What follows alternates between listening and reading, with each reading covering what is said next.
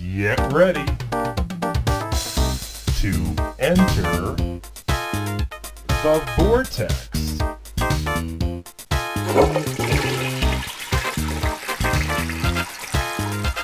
The Anal Retentive Housewife, starring Vandita.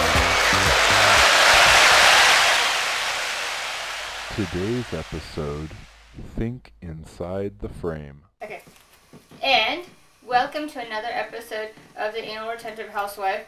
I forget today's episode title actually, so hopefully it was already on the tape beforehand. But it's all about picture framing and how to make the most of your picture framing dollars and not spend a lot of money at Snickles or the Rhymes with Tweed shop or places like that. Actually, that's for beads. Wait, what's another framing place? Oh, some brothers who have like a framing place, you know, that kind of thing.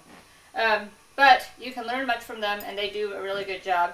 But sometimes you don't want to waste money on some little jobs.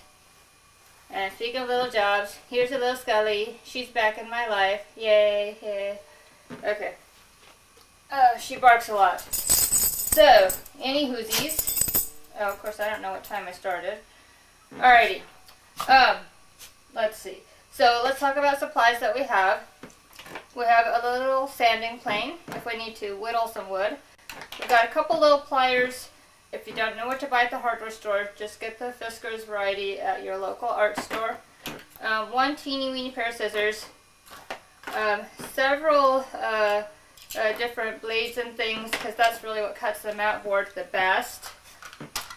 Let's see, a scraper if we need to scrape some labels. And this is another cutter. Be very careful handling sharp objects. I frequently cut myself, and it's very embarrassing because then everybody's like, why do you have so many band-aids on your hands? And that's like, yeah, because I'm an idiot. That's why. Don't embarrass me. Okay. We also have this ergonomically correct box cutter. But I don't like to use these all the time for this kind of work because it requires a lot of steady pressure on the mat, and what will happen is I'll end up putting my finger here, and then the blade will retract, and then the blade turns into a Ouija board, and then like my curve is a curve, no longer a line. But I brought it for demonstration purposes. And duct tape, which is very, very useful for putting and taping the back of the frame together, because you want the frame back to look as good as the frame front. Alright, and then we have different screw eyes. Different colors, brass and nickel colored, different sizes. Try to keep the same size of screw eyes. And then we have coated wire, which is what I use to hang the pictures from. So that's what I put on the back. I also have some pretty green wire because it was pretty. And then I have, I think this is picture hanging wire. I'm not sure. But in any case, I just wanted to point this out to you guys. I don't like this because it can cut. And the green coated wire, or coated wire in general, is so much more attractive than this. Because they kind of laughed at me at one of the framing shops when I said that's what I use. They're like, oh, here, take some wire so you're using the real tools. And I'm like, yeah, no thanks. I didn't say that, but anyway, I should have. I felt like it. I was like, why are you embarrassing me? Anyway, okay, what else do we have? Pair of scissors. Okay, that's that. Oh, we have some extra mats and pieces of cardboard, and we're just going to use these as we need to because I have some redos of some frames where it's not real tight, so there's a little bit of wiggle room for the glass, and some people don't like that, even though it's not going to wiggle once you hang it. But yeah, probably a good idea to make sure that that's firm. So let's do a few, and I'll also show you where and how I got some of these dorky little pictures, and then you can understand that, yeah, you can frame anything, it doesn't matter, and you can do it at a low cost. So this is a picture I downloaded from the internet, and I decided to laminate it because that's what I do. And I got this frame for $2 from Target, and that was that. And I'm noticing there is a little bit of wiggle room, but it's not too bad. And then I just put a spare mat in the back, covered it around all four corners with duct tape, and then I drilled 2 holes. Oh, I didn't bring the drill, but you know how to drill, right? Use a cordless drill, that's nicer, and I guess use titanium drill bits. And make sure that the drill bit matches the size of your screw eyes, because I always get confused about these things, and I never know what to do. And then I'm in the aisle there forever looking at these screw eyes like, what size do I have? And drill bits are real easy to break too, at least with me. So we're just going to talk about putting the wire then on the back. Oops. Basically, I just double the width of the frame, and I cut.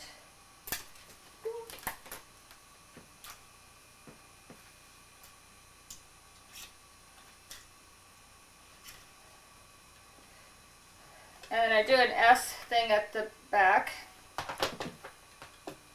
and I draw it across real tight. And when you drill your holes on the back of the frame, you want to make sure they're the same height down, you know, so it's not crooked. And the reason you're putting this wire on the back, because even for small pictures, but especially for big pictures, you always want to have 2 holes on the wall to balance the photo or piece of art that you're hanging.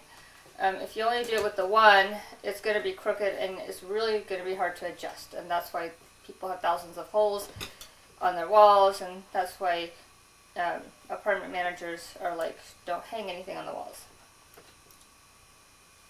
But if you don't have anything on the walls, it kind of makes your place look dull and dingy. So we do it like this, and then when we hang it, we'll have it like this, and so this way if it's crooked, it's really easy to adjust. Done. Okay. Same with this one. Now this is a painting, and with a painting you don't need to put a glass there. At least that's what somebody told me. And so more or less that's what I follow. And again, these are not matted. You do not need to mat your prints. However, when you do mat, it makes your artwork look more expensive, or like somebody did it for real. That's what they do at all the art museums, is they have mats around these little teeny tiny, like, you know, lithographs and things, and so it makes it look like, oh wow, this person's really good. And all they did was put a really nice frame, and a lot of, like, they double and triple mat their pictures, and then they hang it on a wall by itself, and all of a sudden it looks like, oh wow, really significant, when it's not. Anyway.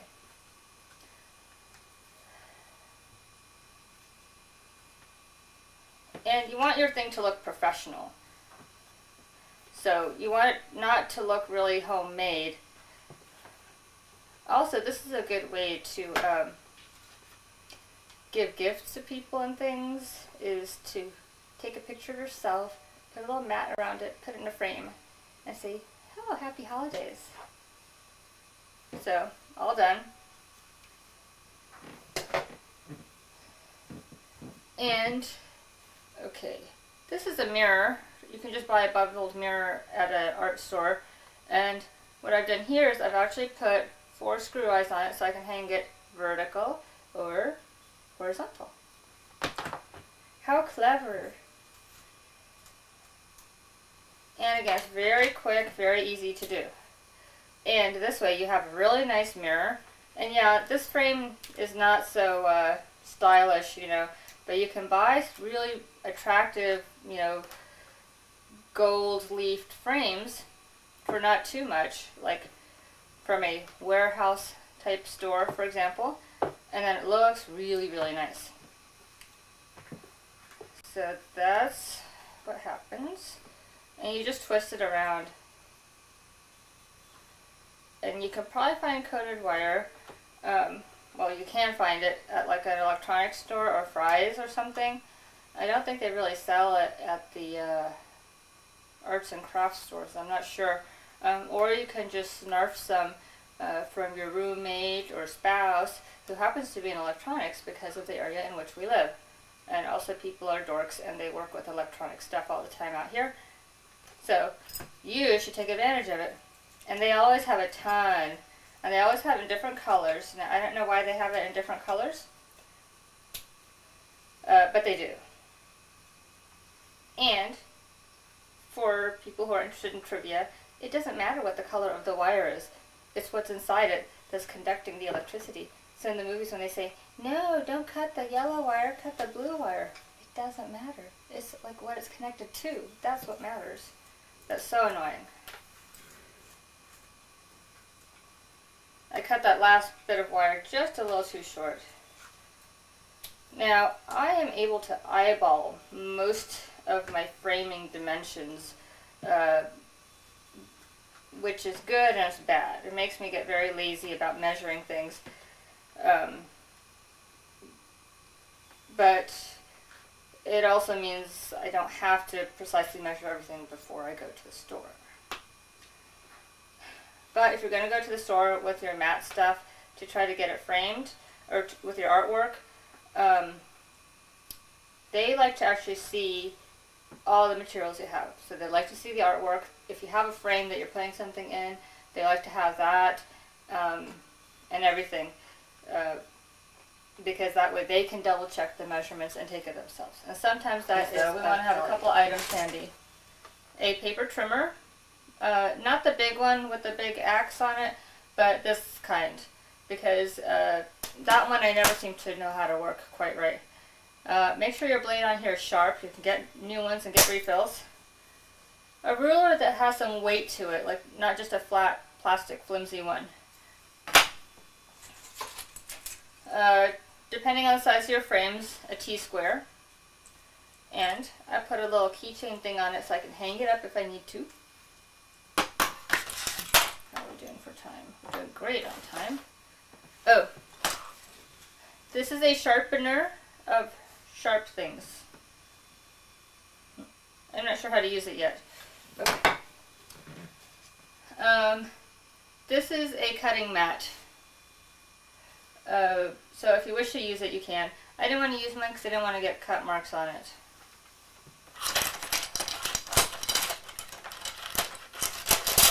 My guess is you could probably use these in the kitchen too. The cutting mats, as long as you don't mix and match cutting stuff with artwork stuff. Also, if you decide to frame something and you cut your own glass, be very, very careful. I'm not very good at it, so I have somebody else do it for me. I've made many mistakes, and the glass, particularly shaved glass, looks, you can't see it. Anyway, be careful. If you do have extra glass around the house that you're keeping, make sure you put it or wrap it with boards around it on both sides. And then I use these giant rubber bands that you can get at the office supply store, and they're actually for holding up trash can liners in trash cans. But they're also good for a number of arts and crafts type of things.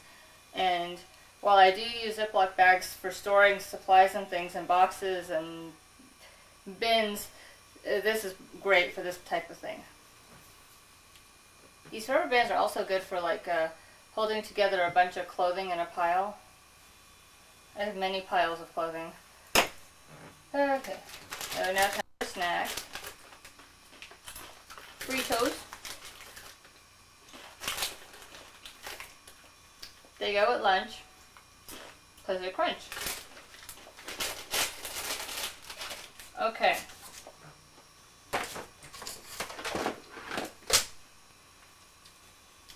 Now let's look at this one. This is not the best quality frame, but in any case, I had it. Had the glass. I put 3 mats on the back, but that's still not quite enough. There's still about 1/8 of an inch depth in here that I need to put another mat or 2 at least into. The reason I use the mat board and not cardboard is because I always feel cardboard is dirty. And it looks like, you know, it just looks not so nice. So that's why I put a nice little linen mat board. And also this way, if I need to cannibalize mat boards later, I have them everywhere. They're tucked away nicely and neatly, and I can get to them whenever I need. You can also use giant binder clips to hold them together. That's another option. Okay. And then you want to make sure they fit. Now this piece is just a little long. And because it's only going on the back, we don't really need to be too official about stuff. You know. And so I'm going to put this down because it's taking up space. Still here. And I'm just going to hold.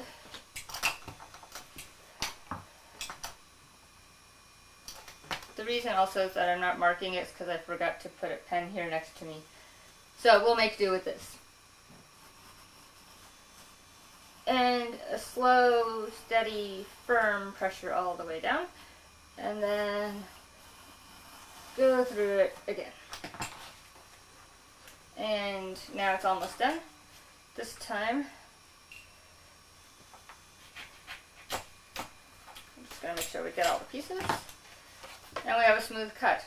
This is good for practice when we actually have to cut a mat for the inside where people are going to see what we've done.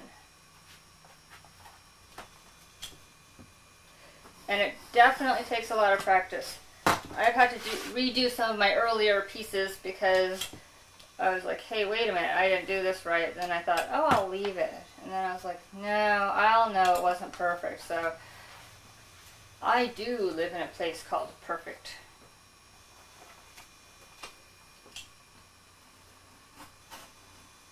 And again, you want to have a firm surface to put against your blade.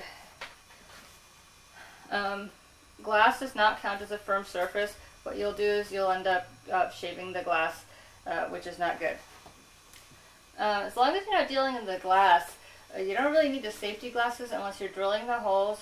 And you probably should have it since you're around sharp objects. But I don't want to wear them right now, so I'm not going to. Plus I forgot to bring them. Okay. So put this in, put this in.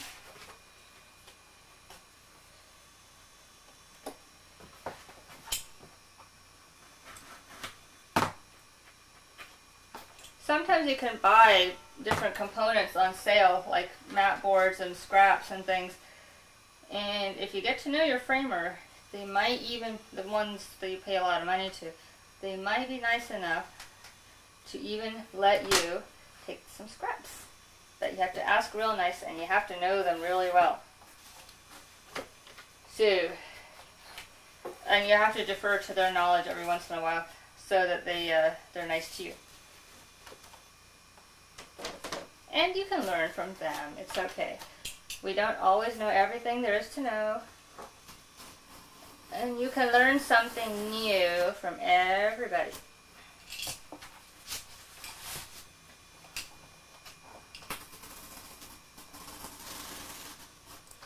Okay. Now this is a piece of cardboard, but it's white on one side, so it looks okay. So we'll just use that too.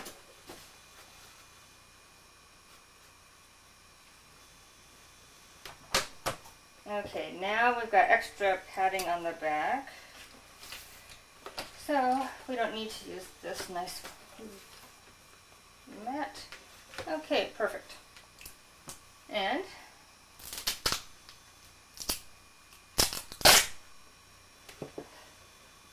now the current debate I'm having is, this sticks to everything, should I drill the holes before I put the duct tape on or afterwards? And then should I tape around the holes I've drilled already or over them and then re-drill?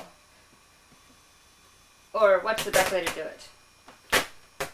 I have decided that if you're drilling holes and you don't have your duct tape with you, but you're already started on a course of action, go ahead and finish, you know, doing what you were doing.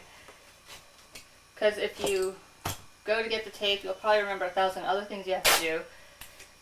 And you won't get to finish your framing, because that's happened to me many a time.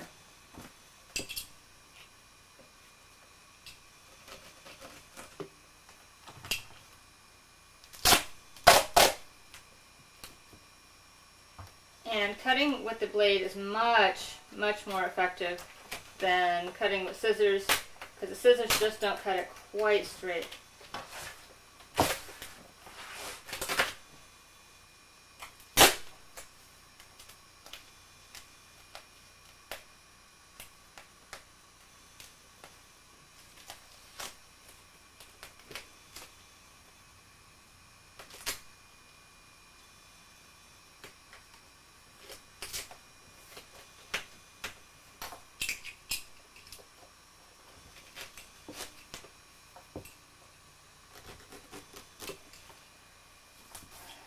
Sometimes you can use the extra scraps of tape, sometimes you can't.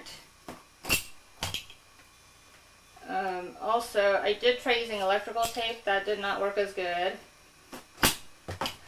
And then, I like the silver tape better than the black duct tape. They don't really seem to have a clear duct tape out yet. Maybe they will once women start using more duct tape.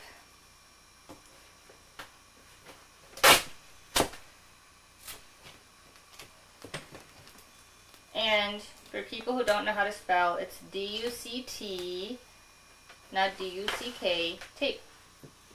Because it's for ducting. I think for like heating and cooling systems or something like that. I don't know because I didn't go to heating and cooling school. No disrespect to those who did. Sometimes I wish I had.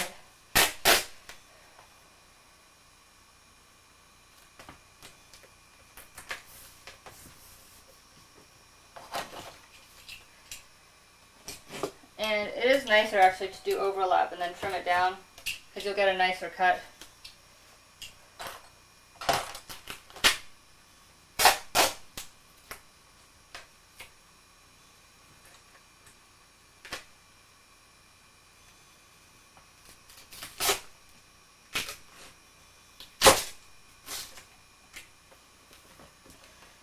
However, here's one tip though. If you've already drilled the holes for the screw eyes and put the screw eyes in, don't put the wire on the back before you put the tape on. It makes it twice as hard to do.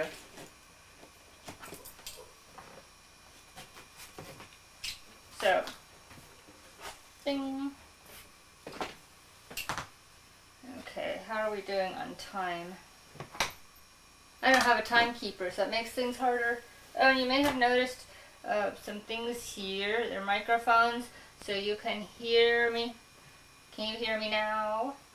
And there's another one here, because otherwise, I don't wear one of those mics. And anyway, those mics aren't very attractive for ladies anyway, and it looks like a lapel pin, and I don't wear lapel pins because I don't have any lapels. I am lapel-less. Okay, well we should talk about how to cut a mat to fit a print, because that's probably a good skill to know. And let me first show you an example, whoops, of one I've done. And I'm waiting for the glass to be cut for this one. But it's a giant print, and this was actually on a canvas art board, like it was, you know, on a thick board. But the board was all warped and things, so I actually had to cut this off of the board. So now it's just canvas. And then this mat was already cut. I know it looks nicer, that's how you can tell. And this is the one that I did. However, I think it was an alright job. And once the glass is on, hopefully you won't be able to see the little frayed edges. In any case, the first mat, I don't remember how much I paid for, but not very much. And the second one I got as a scrap. So all in all, fairly low cost project. And low cost projects are a good thing to do when you're hanging out at home. And you can do these things, by the way, and watch TV at the same time. Because we do not want to miss out on TV watching time. This is another one I need to put wire on, but we'll leave that. Let me show you another example of a frame I have. This is an oval frame, and it's actually a quilting, I don't know what to call it, like a fabric holder so the ladies who quilt can quilt properly. And the hanger I put on it right now is just on the top here, but this artwork is just some elephants, and it's actually from some chimes I received as a gift. And I didn't like the chimes, so I cut the chimes off, and I use wire here to attach this item to a board, and it makes for an interesting artwork. And you can decide to color or not, well, to paint or not to paint the wood. Up to you. Okay, let me see if I have a print that needs an extra mat. I'm not sure that I do.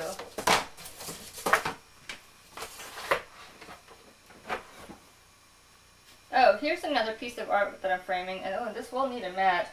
I don't know if I have any that large though. But I got some weird calendar from Orchard Supply, and I think it came with this print, or my mom gave it to me. Anyway, it was a print this big, all the way across, and so I had these two frames, and so what I decided to do was cut the print in half, and then I'll hang these two pictures right next to each other, and it makes a nice little piece of art for your arts and crafts room, or your supply room, or even the garage if that's where you have to do your artwork. Okay, so I do have some extra mats and frames. And we'll take some basic measurements, just so we know. So it's 9 by 12. I always look first to see if I have a mat already cut. And if I don't, then I keep these scraps both as backing, or, ooh, these are pre-cuts. Oh, this will be good. Here's a good one.